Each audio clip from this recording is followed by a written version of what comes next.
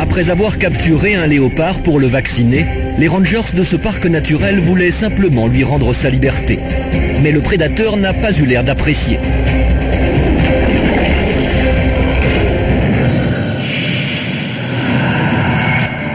Le parc de Nakuru, au nord-ouest du Kenya, abrite la faune la plus rare d'Afrique.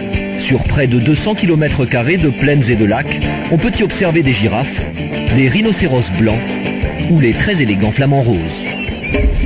Mais ce jour-là, c'est un autre animal qui va être au cœur des préoccupations, un léopard. Pourtant réputé pour sa grande discrétion, il est aussi un terrible prédateur. Le léopard est un des 37 félins de notre planète. Il fait entre 60 et 80 kilos, c'est une boule de muscles. Il est très puissant, très rapide. C'est sans doute l'un des plus rapides de tous les félins. Les rangers de la réserve s'apprêtent à rendre sa liberté au jeune léopard capturé quelques jours avant pour être soigné. Anesthésié pour le trajet en voiture, l'animal se réveille à peine. Le félin est désorienté et pas vraiment coopératif. Ils ouvrent la cage, mais le léopard ne bouge toujours pas. Alors l'un des gardes va l'inciter à sortir à l'aide d'un bâton.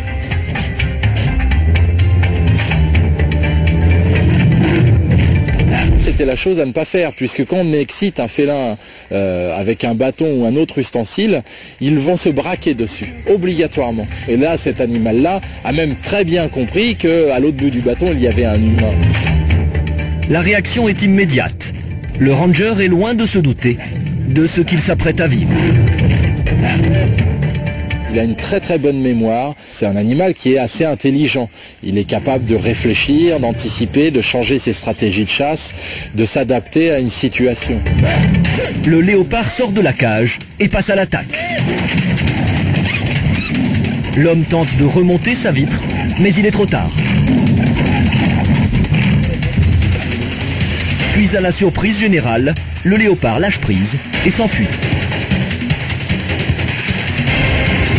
Le coup de pied donné par le ranger, c'est dérisoire. Je veux dire, là, l'animal est tellement excité, énervé que ça n'a aucun effet. S'il avait voulu continuer et persévérer, il l'aurait pu. Il a évité simplement le pire, puisque le léopard est parti de lui-même après. Mais l'issue aurait pu être plus dramatique. Le ranger a eu beaucoup de chance. Il s'en sort avec seulement quelques blessures au visage et au bras. Il retiendra de cette terrible expérience qu'il ne faut jamais réveiller un félin qui dort.